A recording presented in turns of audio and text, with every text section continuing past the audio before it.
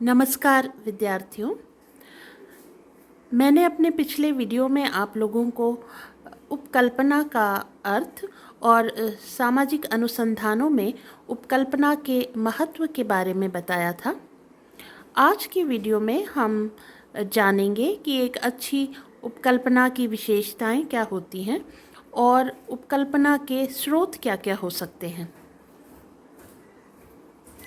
जैसा कि आप देख रहे हैं आपके स्क्रीन्स पर, characteristics of a usable hypothesis अर्थात एक अच्छी और उपयोगी उपकल्पना की विशेषताएं। Goudet and Hatt, the renowned research methodologists, have mentioned the following characteristics of a good hypothesis.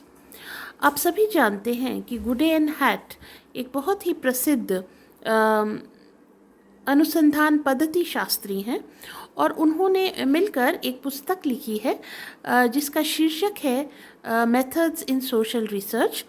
और इस पुस्तक में उन्होंने एक अच्छी और उपयोगी उपकल्पना की कुछ विशेषताओं का वर्णन किया है। तो हम एक एक करके देखेंगे कि वे विशेषताएं क्या क्या हैं। सबसे पहली, the hypothesis should B conceptually clear. इसका मतलब एक उपकल्पना में संबोधीय स्पष्टता होनी चाहिए। इसका अर्थ क्या हुआ कि जब कभी भी हम उपकल्पना बनाते हैं तो उस उपकल्पना में हम कुछ संबोधों का, कुछ कॉन्सेप्ट्स का, कुछ अवधारणाओं का प्रयोग करते हैं और प्रायः सामाजिक अनुसंधानों में या समाजशास्त्र में हम जिन संबोधों का, जिन कॉन्सेप्ट्स का, जिन अवधारणाओं का प्रयोग करते हैं उन्हीं कॉन्सेप्ट्स का सामान्य संदर्भों में या सामान्य भाषा में भी प्रयोग किया जाता है और प्रायः जो उनका सामान्य अर्थ होता है वह समाजशास्त्रीय अर्थ से बिल्कुल भिन्न होता है। और इसलिए यह ज़रूरी हो जाता है कि हम जब भी किसी अवधारणा का प्रयोग करें तो हम उसका जो समाजशास्त्रीय अर्थ है या जिस अर्थ में वह हमारे अनुसंधान में प्रयोग में लाया जा रहा है वह हम स्पष्ट कर दें। मैं एक एग्जाम्पल के जरिए आपको ये बात अधिक स्पष्ट करना चाहूँगी। जैसे मान लीजिए कि एक अवधारणा है समुदाय की। समुदाय शब्द का समाजशास्त्रीय अर्थ भी है और समुदाय जो शब्द है उसको हम सामान्य संदर्भों में, सामान्य भाषा में भी रोज़ किसी न किसी रूप में प्रयोग में लाते हैं। प्रायः समुदाय को सामान्य संदर्भों में हम किसी धार्मिक या व्यावसायिक समूह के संदर्भ में प्रयोग में ले लेते हैं, जैसे हिंदू समुदाय, मुस्लिम समुदाय या शिक्षक समुदाय, विद्यार्थी समुदाय। तो व्यक्तियों का एक समूह जो किसी आधार पर एक दूसरे के समान है, हम उसे समुदाय कह देते हैं। लेकिन समाजशास्त्र में जब हम समुदाय शब्द का प्रयोग करते हैं तो उसका संबंध न तो जाति से है, न धर्म से होता है और न ही व्यवसाय से। यहाँ पर उसका अर्थ बिल्कुल भिन्न होता है। आप सभी जानते हैं कि समुदाय शब्द का जो समाजशास्त्रीय अर्थ है वह यह है कि एक निश्चित भौगोलिक क्षेत्र में रहने वाले व्यक्तियों का ऐसा समूह जिनमें एक सीमा तक हम की भावना होती है, जिसे हम सामुदायिक भावना या कम्युनिटी फीलिंग कहते हैं। तो समाजशास्त्रीय अर्थ में समुदाय उसके सामान्य भाषा में जिस अर्थ में वह प्रयोग में लाया जाता है उससे भिन्न है और इसलिए गुडे एंड हैट की बात महत्वपूर्ण हो जाती है कि हमें अपने हाइपोथेसिस में, उपकल्पना में हम जो शब्द प्रयोग में ला रहे हैं, जो अवधारणाएं प्रयोग में ला रहे हैं, उनका सही व स्पष्ट अर्थ बताएं। एक और बात मैं इस संदर्भ में आपसे कहना चाहूँगी, कई बार ऐसा होता है कि एक कॉन्सेप्ट को या एक अवधारणा को या एक शब्द को हम एक सीमित अर्थ में अपने अध्ययन में प्रयोग में ला रहे होते हैं। तो यह भी स्पष्ट करना ज़रूरी होता है कि हमारे विशिष्ट अध्ययन में किसी शब्द या अवधारणा का क्या अर्थ है। उदाहरण के लिए मान लीजिए कि हम राजकीय महाविद्यालय सिरोही के विद्यार्थियों पर कोई अध्ययन कर रहे हैं, तो फिर हम परिभाषित करते हुए विद्यार्थी शब्द को ये कहेंगे कि हमारे विशिष्ट अध्ययन में विद्यार्थी शब्द से तात्पर्य केवल और केवल राजकीय महाविद्यालय में पढ़ने वाले नियमित विद्यार्थियों से ही है। तो यहाँ पर विद्यार्थी का एक सीमित अर्थ है, ये सभी विद्यार्थियों के लिए नहीं है, केवल राजकीय महाविद्यालय में पढ़ने वाले नियमित विद्यार्थियों के लिए इस शब्द का प्रयोग किया गया। तो इस तरह से हम जो भी संबोध प्रयोग में ला रहे होते हैं, उन शब्दों का, उन कॉन्सेप्ट्स का, उन अवधारणाओं का हम अर्थ स्पष्ट करते हैं। दूसरी बात जो दूसरी विशेषता जो एक अच्छी उपकल्पना में होनी चाहिए वो है the hypothesis should be precise. The hypothesis should be precise का मतलब ये है कि जो उपकल्पना है वो निश्चित और स्पष्ट होनी चाहिए, अर्थात वह दो चरों के बीच स्पष्ट संबंध को बताने वाली होनी चाहिए। गुडे व हैट कहते हैं कि कई बार उपकल्पना इतनी सामान्य होती है कि उसका परीक्षण करना संभव नहीं होता है। तो हमारी उपकल्पना जनरल नहीं होनी चाहिए, सामान्य नहीं होनी चाहिए, स्पेसिफिक होनी चाहिए, विशिष्ट होनी चाहिए और उन दो चरों के बीच स्पष्ट संबंध को बताने वाली होनी चाहिए जिनके बीच हम संबंध ज्ञात करना चाहते हैं। फिर मैं एक आपको एग्जाम्पल दे दूं।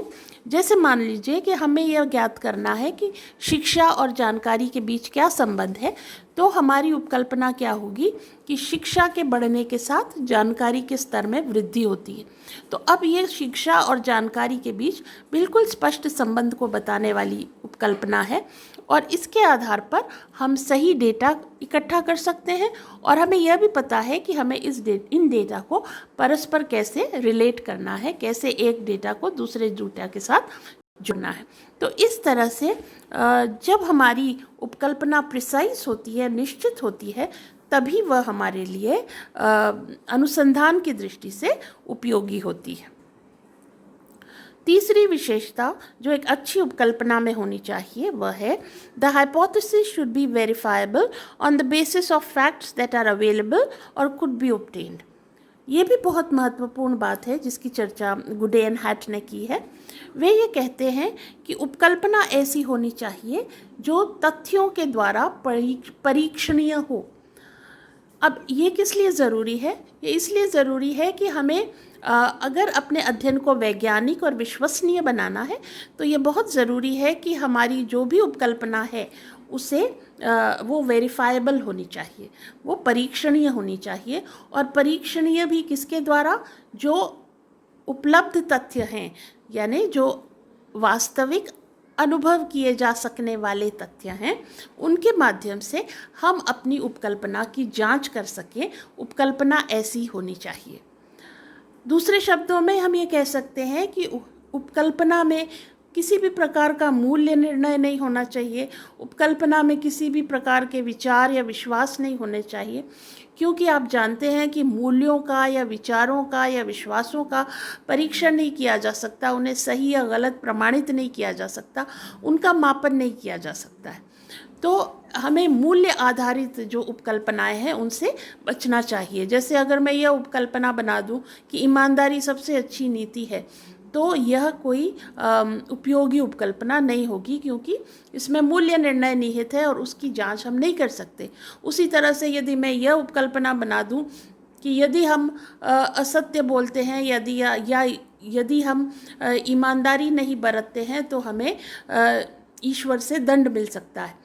तो इस तरह की जो ईश्वरीय या पारलौकिक तत्वों पर आधारित कोई उपकल्पना है, तो उसको हम फैक्ट्स के ज़रिए, वास्तविक फैक्ट्स के ज़रिए, तथ्यों के माध्यम से हम उसकी जांच नहीं कर सकते हैं।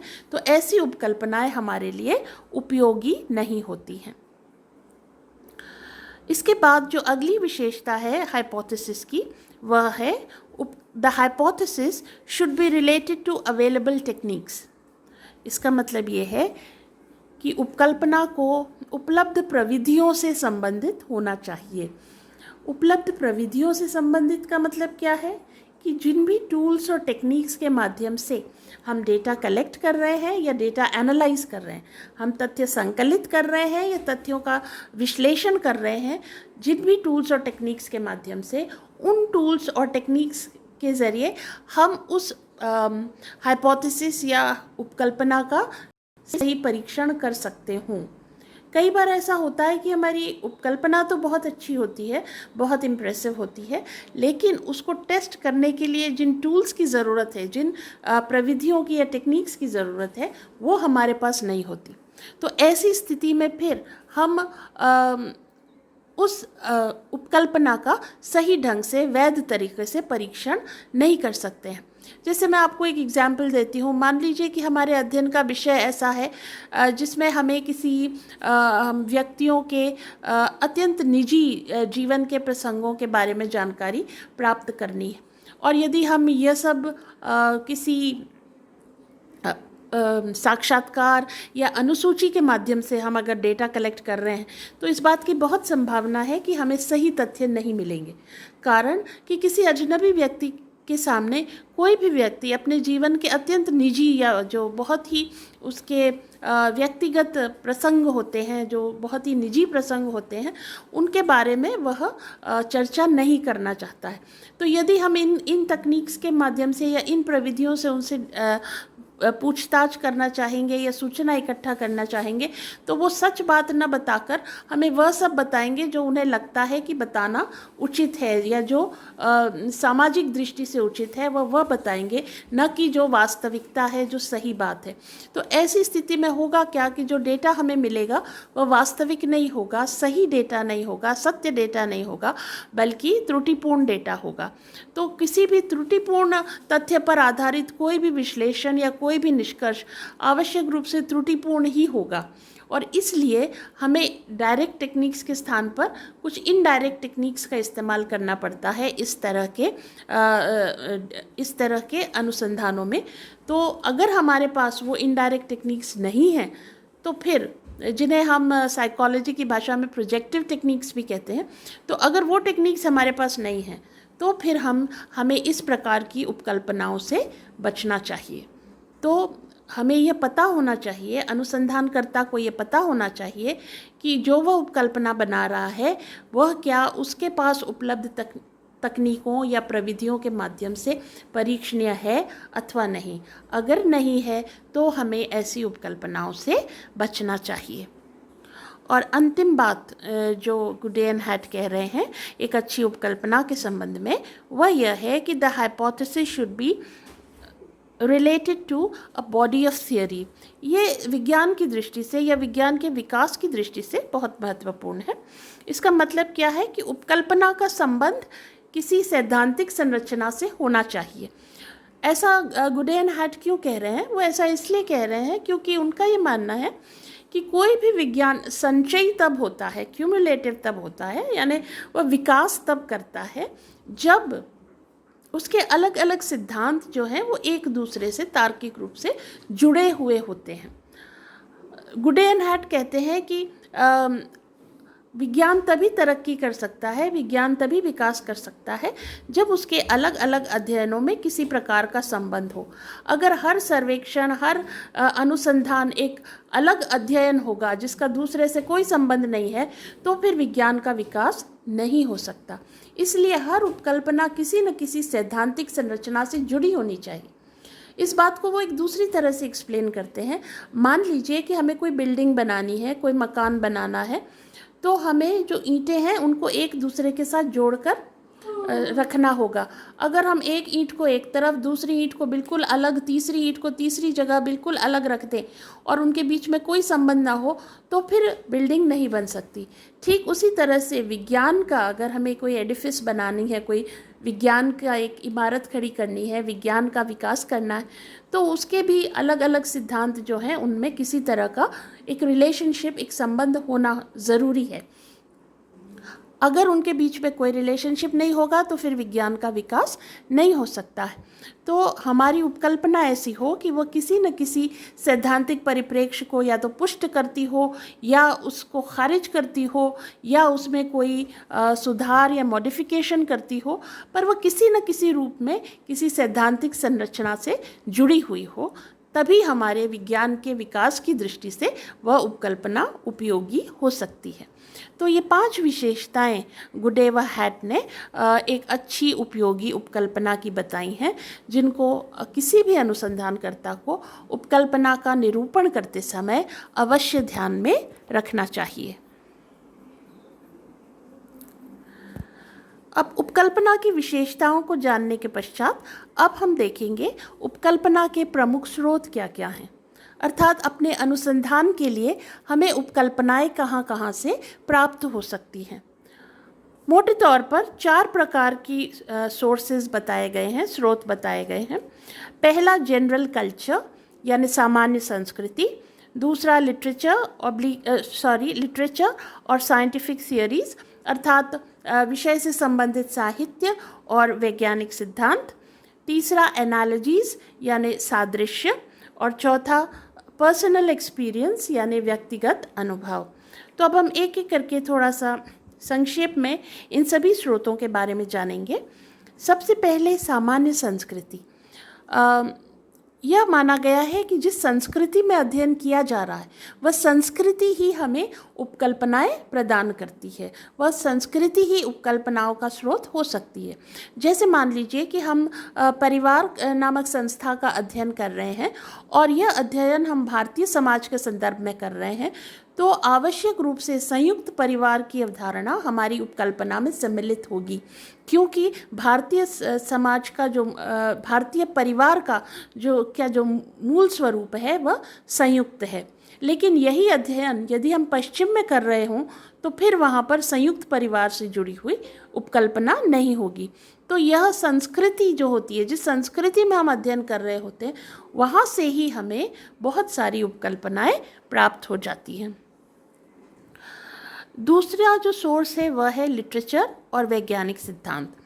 जब कभी भी हम अध्ययन कर रहे होते हैं तो हम उस विषय से संबंधित जो साहित्य होता है उसका भी हम अध्ययन करते हैं, क्योंकि वहाँ से भी हमें महत्वपूर्ण अंतर्दृष्टि मिलती है कि हम किस तरह की उपकल्पनाएं बना सकते हैं।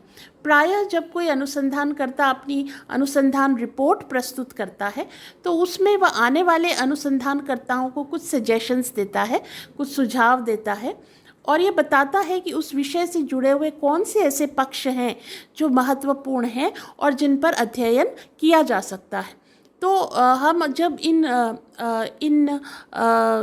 अनुसंधानों की रिपोर्ट से गुजरते हैं तो वहाँ से भी हमें बहुत सारी उपकल्पनाएं मिल जाती हैं। इसके साथ ही जो पूर्व में स्थापित वैज्ञानिक सिद्धांत हैं वह भी उपकल्पना का महत्वपूर्ण स्रोत होते हैं, क्योंकि हम उनको अलग अलग परिस्थितियों में उनको टेस्ट कर सकते हैं, उनकी जांच कर सकते हैं। अलग अलग समय बिंदुओं और अलग अलग संस्कृतियों के संदर्भ में हम उनकी जांच या परीक्षण कर सकते हैं। तो इस तरह से साइंटिफिक थियरीज, वैज्ञानिक सिद्धांत और साहित्य, विषय से जुड़ा हुआ जो साहित्य है वह हमें उपकल्पनाएं प्रदान कर सकता है। तीसरा जो सोर्स है वह है एनालॉजीज यानी सादृश्य। एनालॉजी क्या होती है? किसी अन्य विज्ञान में कोई सिद्धांत यदि विकसित किया गया है या कोई अवधारणा विकसित की गई है तो उस सिद्धांत या अवधारणा को हम अपने विज्ञान के संदर्भ में टेस्ट कर सकते हैं कि जो उस विज्ञान में विकसित की गई उससे मिलती जुलती अगर कोई परिस्थिति हमारे या दशा हमारे विज्ञान में है तो हम उसको अपने विज्ञान के संदर्भ में टेस्ट कर सकते हैं।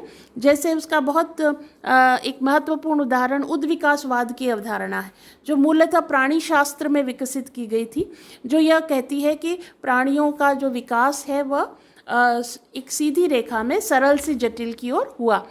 तो जब यह सिद्धांत सामने आया तो बहुत सारे समाज विज्ञानियों ने और मानव शास्त्रियों ने, समाज शास्त्रियों ने यह सोचा कि जिस तरह से प्राणी का विकास सरल से जटिल की ओर हुआ है, संभवतः समाज और संस्कृति का विकास भी सरल से जटिल की ओर हुआ होगा। तो इस हाइपोथेसिस को, इस उपकल्पना को हम टेस्ट कर सकते हैं समाज और संस्कृति के संदर्भ में। तो इस तरह से दूसरे विज्ञानों में विकसित सिद्धांत और अवधारणाएं भी हमारे विज्ञान के लिए उपकल्पना का एक महत्वपूर्ण स्रोत हो सकती हैं। और अंतिम जो स्रोत है वह है पर्सनल एक्सपीरियंस यानी व्यक्तिगत अनुभव। क्योंकि जो अनुसंधान करता है वह स्वयं एक सामाजिक प्राणी होता है और समाज और सामाजिक समूहों और सामाजिक संस्थाओं और सामाजिक संबंधों को लेकर के उसके अपने जीवन अनुभव होते हैं, सामाजिक अनुभव होते हैं। तो उन अनुभवों के आधार पर भी वह उपकल्पनाओं का निर्माण कर सकता है। तो इस प्रकार ये 4 सोर्सेज हैं जिनके ज़रिए हमें उपकल्पनाएं मिलती हैं और हम उपकल्पनाओं को वैज्ञानिक ढंग से परीक्षण कर सकते हैं।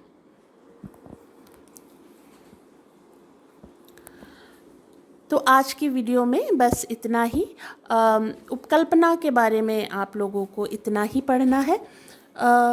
मुझे आशा है, उम्मीद है कि जो भी मटेरियल, जो भी सामग्री आपको इस वीडियो के माध्यम से प्रदान की गई है वह उपकल्पना को समझने की दृष्टि से आपके लिए उपयोगी सिद्ध होगी। आप सभी का बहुत बहुत धन्यवाद।